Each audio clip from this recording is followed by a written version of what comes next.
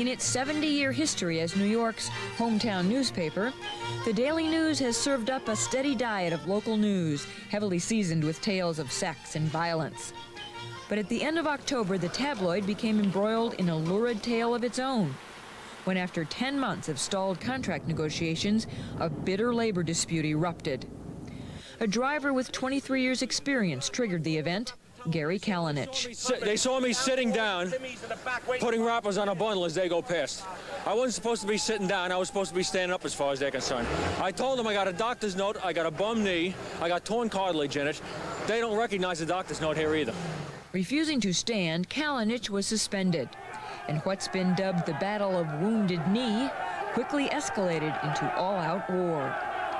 As with most of the facts in this story, management and labor have very different accounts of what happened in the pre-dawn hours of October 25th. Daily News management says all 260 drivers at the paper's Brooklyn plant walked out in an illegal strike. The unions say that only 30 drivers stepped outside to discuss the situation and were locked out. Within an hour, a bus carrying non-union replacement workers arrived and violence broke out. Buses bringing in replacements were attacked. Daily News trucks set on fire. Later that day, the drivers' union declared an official strike and soon was joined by 8 of the paper's other unions. It was a classic situation with a contemporary twist. Those who went out on strike were immediately out of work, permanently replaced by non-union labor. Almost overnight, the working man's tabloid had become, in the words of strikers, a scabloid. What they did was premeditated. Guaranteed it was premeditated. You don't get a busload of scabs, and that's what they are, scabs, in 10, 15 minutes ready to go in the building. I mean, where were they? Parked around the corner? That's where they were. They knew exactly what they were doing that night. The unions charged that the paper engineered the strike as an excuse to bust the union. Management says they had to be ready for any contingency. The Tribune Company of Chicago, which owns the New York Daily News, reportedly spent $24 million over the last year preparing for a strike. Managers were trained to run presses at the company's Fort Lauderdale Sun-Sentinel. A phantom newsroom was set up at a New Jersey warehouse across the river from Daily News headquarters in Manhattan. Publisher Jim Hogue says the company had no choice but to have a replacement workforce on standby. We were struck in the middle of the night while our presses were running, and we never would have gotten the paper out then or in the days since if we had not had people who were willing to work at the news, ready to work at the news. Now, this is a big and awesomely complex business that has to go from creating a paper late at night to getting it into people's hands early in the morning. You miss any part of that process and you're out of business. Business at the Daily News has been sliding for years. In 1970, it was the largest circulation daily in the nation, with 2 million readers. Just before the strike, it had slipped to 3rd place, with a readership of just over 1 million. Despite revenues of $400 million a year, the paper was in the red. Before the strike, analysts estimated losses of $70 million for 1990.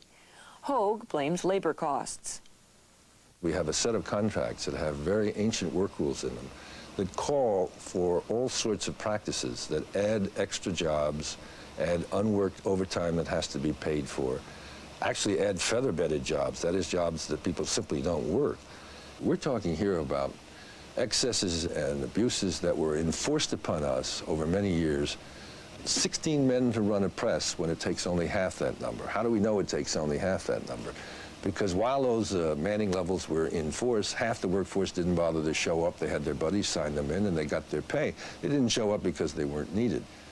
Hogue says the Daily News had up to 1,000 unneeded workers on its payroll, a charge the unions deny.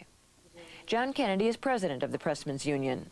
Feather bedding is really a buzzword, and it gets everybody all upset, but that's not the case. Are there concessions the union can make in terms of maybe someone working a little harder or working a little longer to put a little more black ink to the news's bottom line? Sure. And as I've indicated, that's on the table. I mean, we're reasonable people.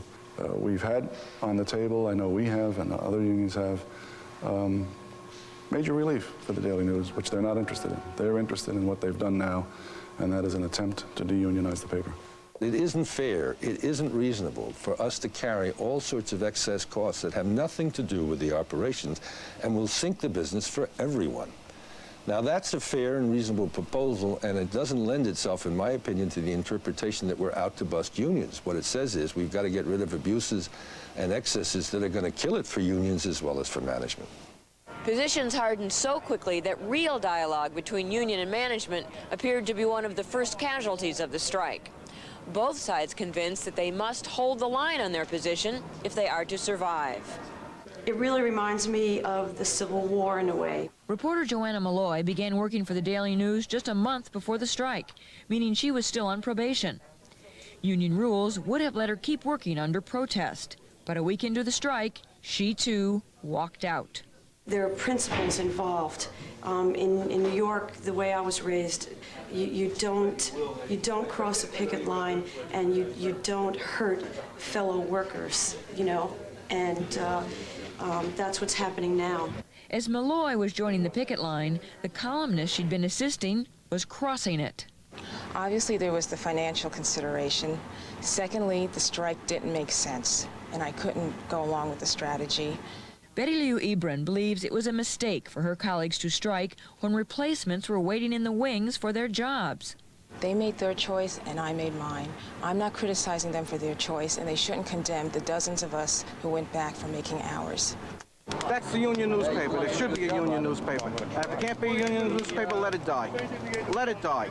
You'd rather see it die and have people lose jobs than have it run? Well, we don't have a job now. Although the unions were unable to keep the Daily News from being published, they've been very effective in blocking its distribution. 80% of the paper's sales were through newsstands, which in the early days of the strike became well-publicized targets of violence.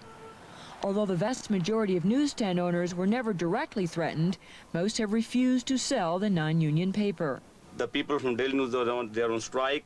They broke down one store over there. They beat the people over there, so I'm scared too. The news, like its dealers, is a victim of this violence.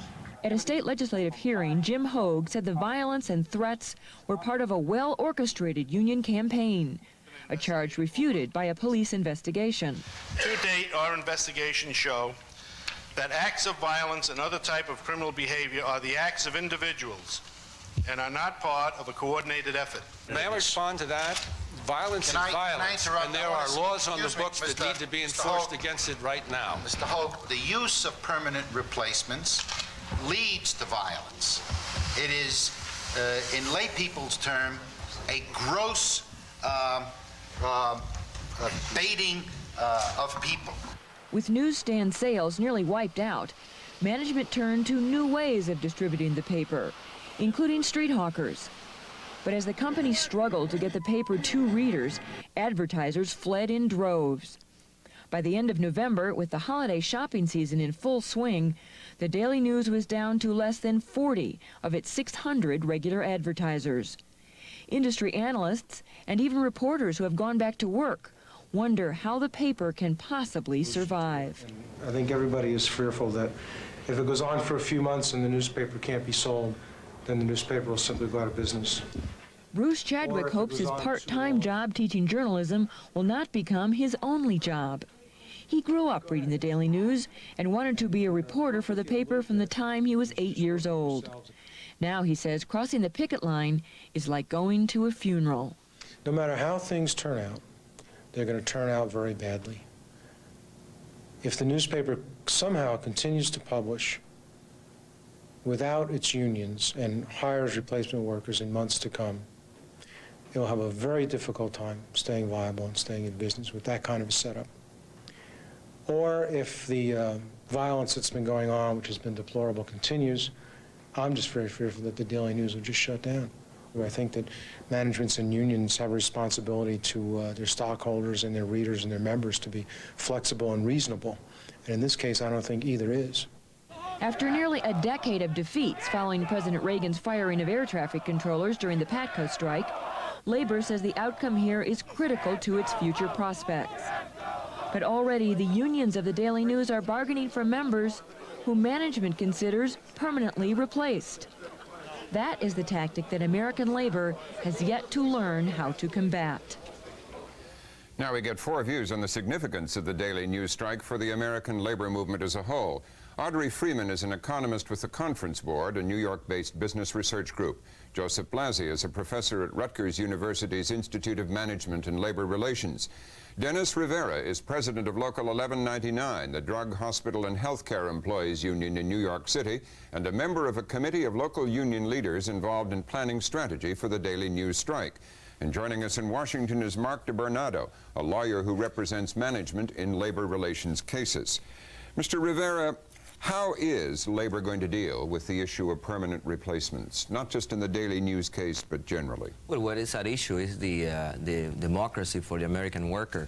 Right now, the employers have been using, particularly after the 80s, after UP said, after Reagan fired the PARCO controller, they have been basically using the strike as a weapon to get rid of unions. And what we're trying to do is to enact legislation in Congress that would prohibit that. Because at the moment, putting permanent replacements in and firing strikers is legal. That's under correct. Federal law. After a decision that was reached, I believe, in 1935, I believe the McKay versus radio in the United States Supreme Court declared unconstitutional or something of that nature by the Congress of the United States. At this moment, there's legislation by Senator Metzenbaum and by Congressman Clay from Missouri to basically prohibit such a situation, by the way. So union organized labor's tactic now is to try and get Congress to overturn that law that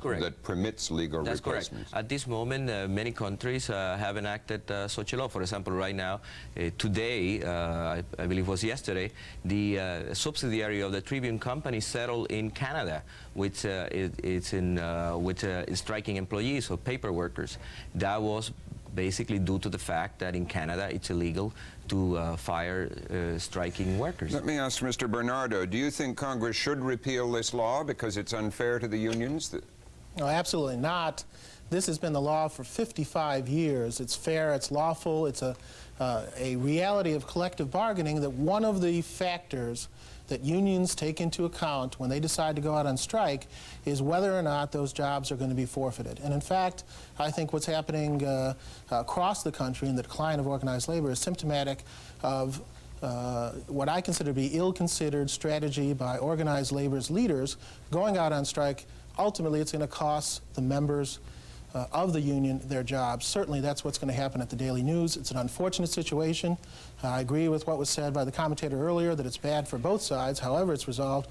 But the fact of the matter is you have many, many union jobs at a very high wage scale that are going to be gone, lost forever. And those people aren't going to go out, drivers aren't going to be able to go out and make, some of them, between $90,000 and $100,000 a year delivering newspapers for other companies. They're simply not qualified to make that type of money. Pressmen making between $65,000 and $75,000 a year. Mr. Rivera, what, in labor's view, has the use of this law done to the right to strike? Well, it has undermined has taken away the right to strike for American workers. We no longer enjoy the right to collectively bargain as such because we fear the loss of our jobs.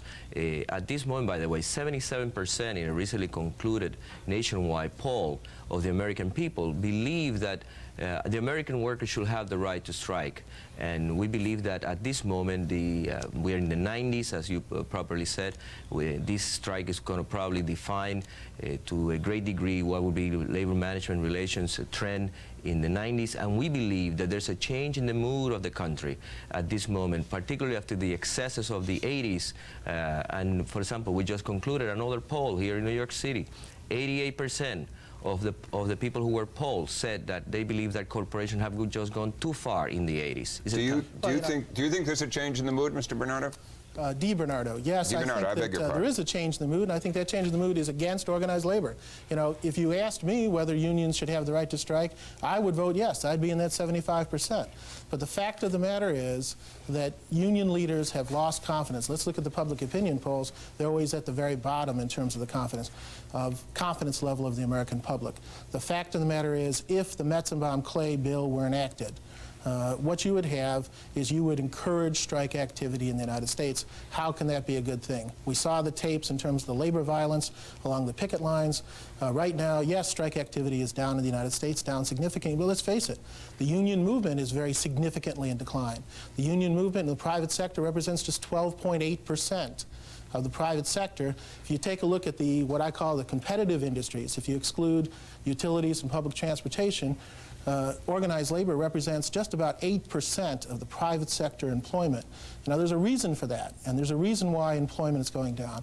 And that's because when you're paying people 50% surplus of employees at the Daily News in terms of the level of employment at that job, which is feather bedding by any definition.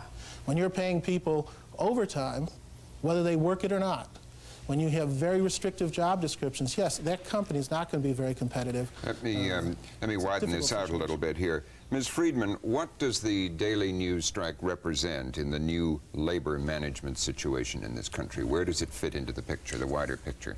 Well, regardless of whether or not this strike was provoked, and it seems to have been provoked very deliberately on the part of management, the union did fall into the trap, so to speak, and now lines are drawn very clearly. But in the overall situation, I think something has changed, and Dennis, I would disagree with you about what has changed.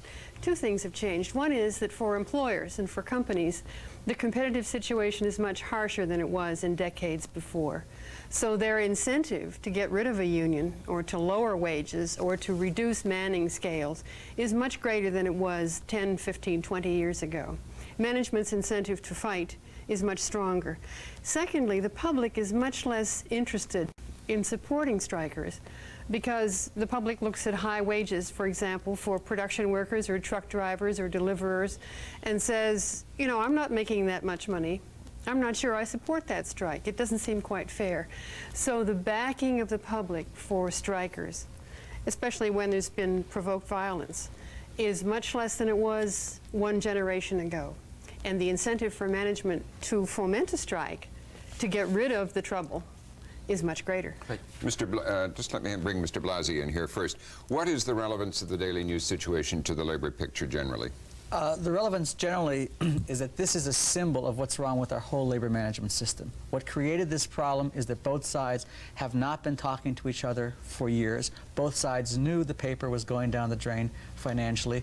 Neither side decided to compromise, and they just went to war rather than trying to cooperate, open the books, and together redesign the paper. This is really what's going to be happening in a lot of American industries that are unionized and that are under competitive pressure and will be under further competitive pressure, for example, after 1992. Do you agree, Mr. Rivera, that that there is a much harsher competitive climate which gives employers employing unionized workers much stronger incentive to fight, as Ms. Friedman said? I agree with that, and particularly after the tone that was set in the 80s by President Reagan. He basically made acceptable these anti-union, pro-business, anti-worker mentality. I like to go back to what Ms. Friedman was saying, in the sense that at this moment, the overwhelming majority of the people in America are working people. If we're debating right now if the working people of America are going to have a future, is intimately tied to the future of the labor movement. The depressing of the wages of the people of America cannot go out. For example, the big challenge that we have right now is that people cannot afford a home, cannot afford an education for their kids, cannot afford adequate health care. That's what we're talking about. By depressing the wages and creating growing numbers of homeless in our cities is not going to be the solution to our problem.